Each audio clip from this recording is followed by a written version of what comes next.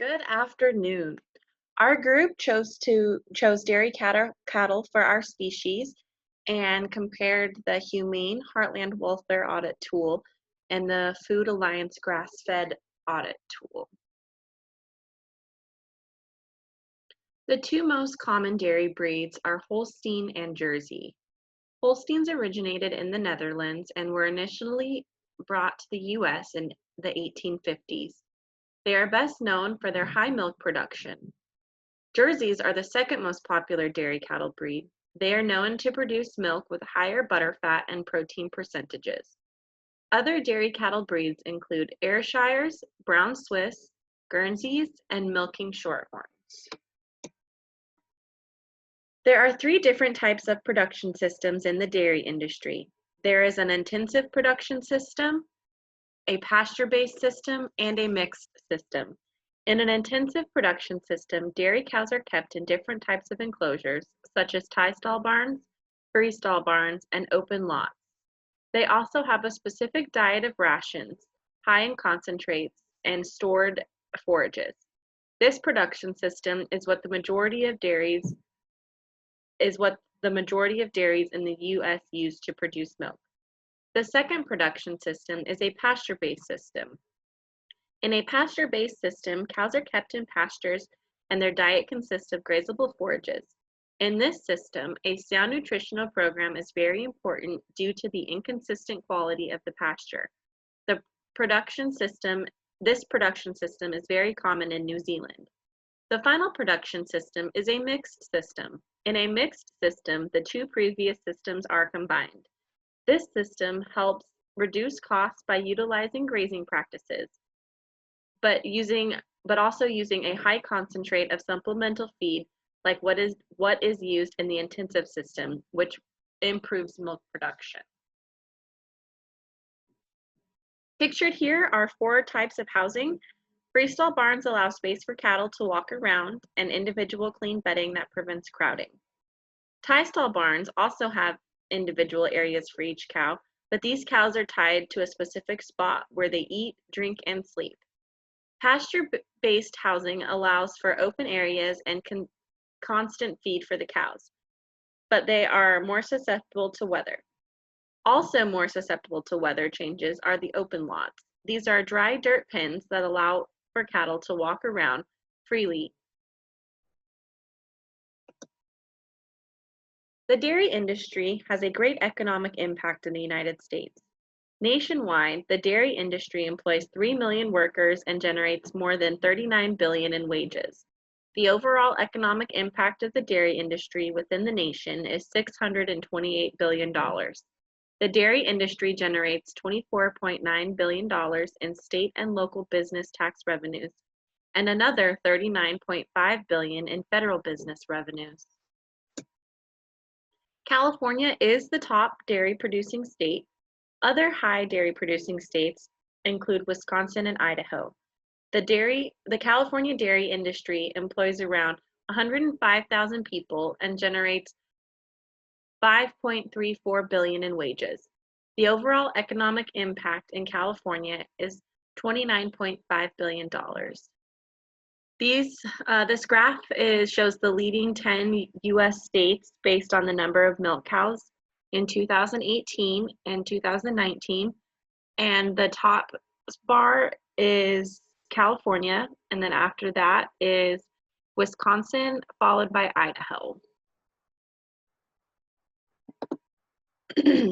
The American Humane was the first national humane organization created.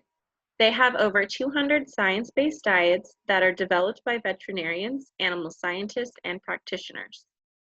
Dairy producers that are certified by American Humane include Clover-Sonoma, Red Barn Family Farms, and Ruminero Cheese Company. American Humane's mission is to prevent abuse, neglect, and exploitation of children and animals, and to ensure that their well-being is taken care of by the society. Their audit tool helps to ensure proper care is given to dairy cattle in their certified program by ensuring adequate space, guaranteeing quality of air, food, and water, as well as proper heating, cooling, and lighting are provided. Food Alliance Certified has been an independent nonprofit organization since 1997. Their standards aim to enhance all management practices, and their certification programs work to cover a large range of species. The mission of Food Alliance Certified is to promote sustainability in the food industry and agriculture in order to ensure proper and safe treatment in the workplace, to animals and the ecosystem, while maintaining the balance between science and business. This audit tool ensures the well-being of their grass-fed ruminants with an emphasis on not using subtherapeutic antibiotics or growth hormones. To be certified by American Humane, the animal products must be all natural organic. This means that animals should not be given any growth hormones, antibiotics, and feed additives unless absolutely necessary, and then it must be prescribed and evaluated by a licensed veterinarian. Feed must contain quality forages and natural nutrient concentrations, all of which are commonly in mixed feed stuff. The production system that would best utilize Food Alliance Certified would be those pertaining to organic or free-range dairy cattle, as the audit tool abides by both. To be organic certified, it requires that cows, for a duration of at least 12 months, are not consuming chemicals and are on a pasture the majority of the time. To be certified free-range, it requires cows to be on pasture in natural conditions for the majority of the day. So let's talk about the target consumers. Products produced under these audits would be dairy products, which would include fluid milk, cheese, butter, dry milk products, ice cream, yogurt, and more. Target customers for these products are mainly families and schools. Milk sales vary because of customer shopping patterns, and a large portion of fluid milk goes to schools for their meal programs. For example, the Special Milk Program. This is a federally funded program that provides milk to children in schools. In 2017, the program supplied over 41 million half pints of milk. Retailers that sell these dairy products are supermarkets. So for price points, for the dairy products, we have milk ranging from $2.29 to $4.79. Cheese ranging from $1.50 to about $7, yogurt ranging from 33 cents to about $6, butter ranging from $2 to about $4.19. The price ranges these price ranges are from the National Retail Report, and these prices do vary depending on the size or the type of the product. For example, cheese can come either shredded, blocked, or in ounces or by ounces. Yogurt is usually priced by ounces. Milk is either priced by gallon or half gallon. And the regions that these products are sold in can also affect the price points. In the Humane Heartland Audit Tool, each individual audit receives its own score. The score is either the maximum points allotted or 0. There is no partial credit. If the audit is deemed non-applicable, it is removed for the total points available. To just be eligible for certification, every mandatory pass-fail audit must be passed, as well as an audit score of at least 85% for each audit, although an 85% will require corrective action. In the grass-fed ruminant evaluation tool, each audit has verification to document compliance with the given criteria. The audits are marked with either criteria met or criteria not met. There is also no partial credit in this evaluation tool. There is also fixed credit within this audit tool. When comparing management aspects of both tools, Humane Heartland was more detailed in each category than the grass-fed ruminant tool. When comparing euthanasia, Humane Heartland follows the AVMA guidelines and requires that euthanasia must take place as soon as necessary to prevent the animal from suffering. This aspect was not talked about in the grass-fed ruminant tool. Both tools had criteria for record keeping and documentation, However, the grass-fed ruminants required detailed record keeping, like what pasture they were in and when they were moved, and required these records be kept up to 1 year after harvesting, so a thorough trail could be followed. Humane Heartland also had detailed record keeping, but it was only required to be kept and accessible for 1 year. When comparing the tools, restraints, and handling procedures, Humane Heartland was very concerned about the animal's welfare and made specific requirements beyond just not stressing the animal. Most notably, the requirements that the cows are not restrained for more than 4 hours as long as it's not too hot, so the cows could not go without water.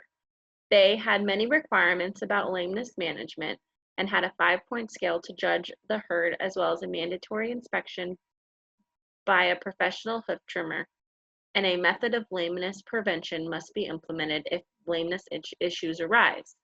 Neither one of these management aspects were covered in the ruminant grass-fed tool. Humane Heartland requires a protocol for antibiotic records, and these records include animal identification, type of treatment, date administered, withdrawal date, and route of administration. They also require that no animal is allowed to go without treatment just to remain in an antibiotic-free herd. Grass-fed ruminants also require that animals that require antibiotics must be given treatment, although they will no longer be certified. These animals are allowed to go back into the herd if they are properly identified and tracked. Vaccine records were required for both certification tools. Humane Heartland required accessible records that must be detailed.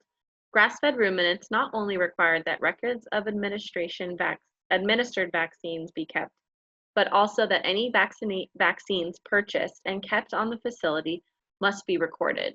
When comparing the physical alterations, grass-fed ruminants did not have any criteria in their tool. Humane Heartland had extensive requirements, including a not allowed list that included branding, ear notching, ear splitting, and tail docking. When they did allow physical alteration, like dehorning or ear tagging, they required protocol be in place to make sure that animals did not suffer.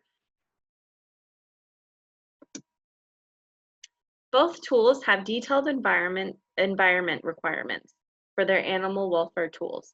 Humane Heartland requires that cattle environments must be maintained and inspected regularly so nothing will cause injury to the animal. There must be proper flooring to prevent slipping. It also addresses the stocking density and how much comfortable laying area is available for the cows. They must also be provided housing that can be cleaned and disinfected, as well as provide thermal regulation. The grass-fed ruminant tool focuses more on requirements that maintained a grass-fed environment, meaning that the cows must remain on pasture, paddock, or rangeland. They must be provided with grass or natural forage, even if they are confined to pens for crucial reasons. Humane Heartland audit tool requires to discuss all non-conformances at an exit meeting after the evaluation. This meeting will be recorded on a non-conformance report.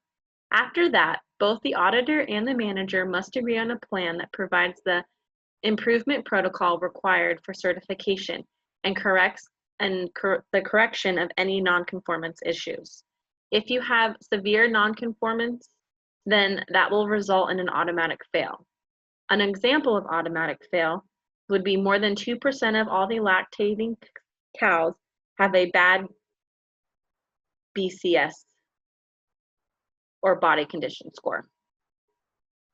More examples of automatic fails would include more than 5% of all the lactating or dry cows have bad lameness or a locomotion score, or acts of abuse or neglect by any of the employees.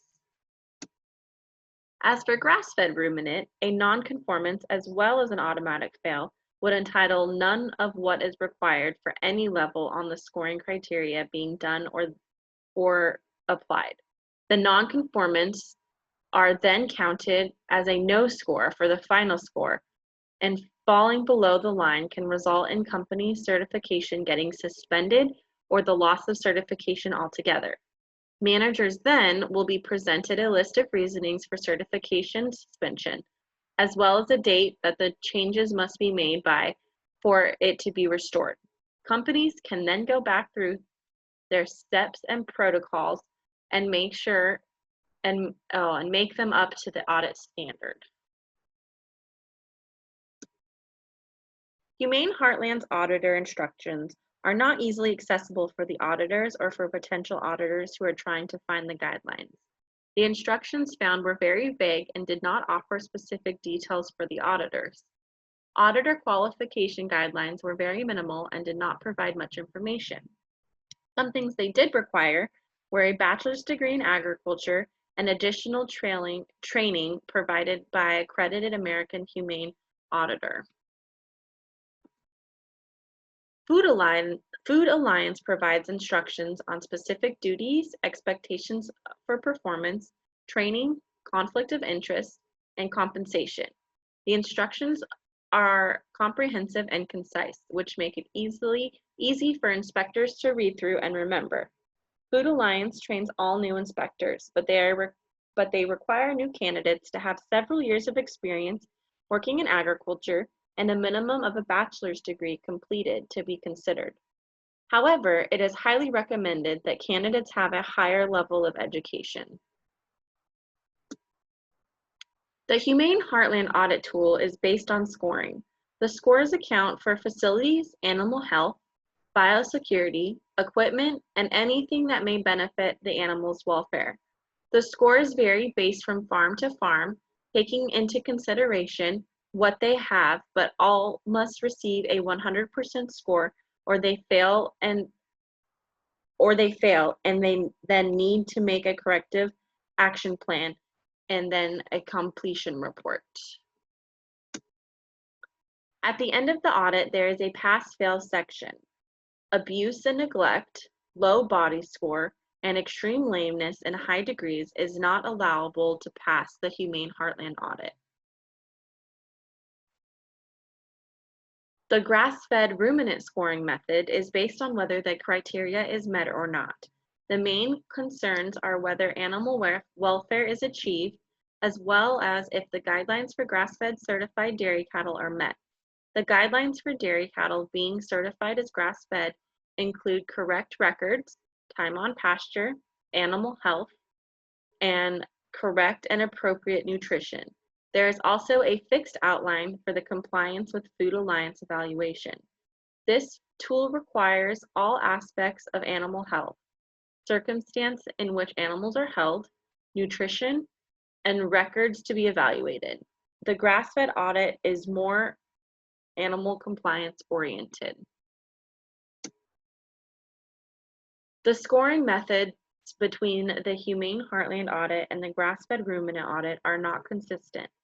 The Humane Heartland audit is more score-intensive and requires all aspects of farm facilities, equipment, animal health, and transportation to be scored.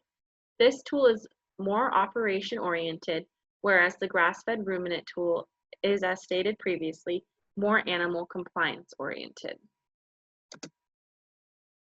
To pass the Humane Heartland audit, the farm must pass each mandatory pass-fail audit items and get an audit score equal to or greater than 85% for each audit. Under the grass-fed ruminant tool, all audits must be met in order to be in full compliance with the criteria.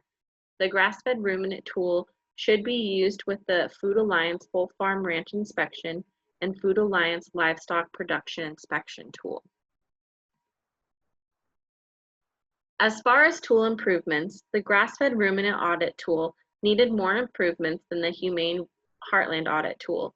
To make the grass-fed ruminant tool more thorough, sections detailing euthanasia, physical alterations, and restraint and handling should be added, as well as mandatory numerical scoring system for all sections.